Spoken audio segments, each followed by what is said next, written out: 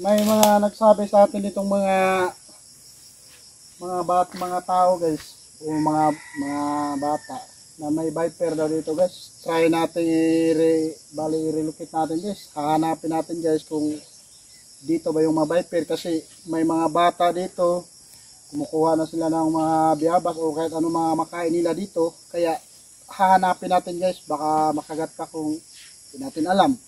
So, try natin guys, mahanapin natin dito guys.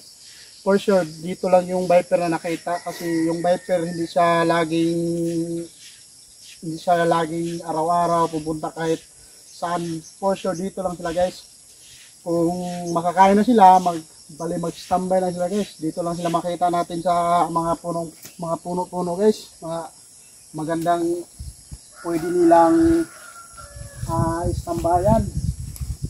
Ito guys, maraming bata dito pumupunta. May hanap ng mga gagamba, ganon.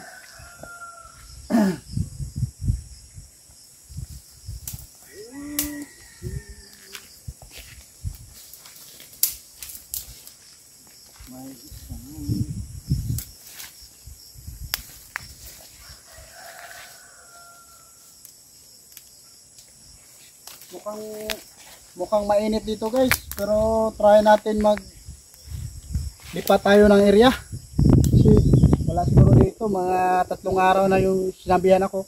Pero try natin lipat sa kabila guys, baka meron na doon yung viper, kasi sa kabila is maraming mga puno, tsaka hindi mainit. Pero dito, katulad dito, mainit yung mga area. So lipat tayo guys.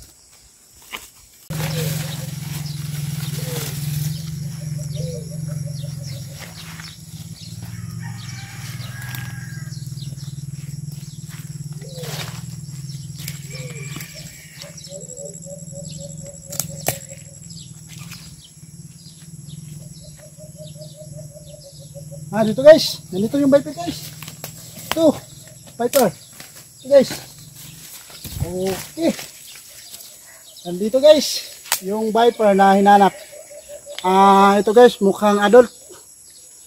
Female. Ang laki. Napakaganda guys. Ito, viper. Binumos to guys, huwag yung gayahin ko yung ginagawa ko guys. Sa mga expert lang ito guys. Oh, napakaganda. Female to guys. Viper. Highly binus to guys. Huwag yung gayahin. Ito yung T. Subanallatus Viper ng Bohol. Maganda to guys. So, kung nagustuhan yung video namin guys, paki-follow at subscribe para updated kayo sa mga videos ko. At maraming salamat sa inyong pagsubaybay sa mga video ko guys. Salamat.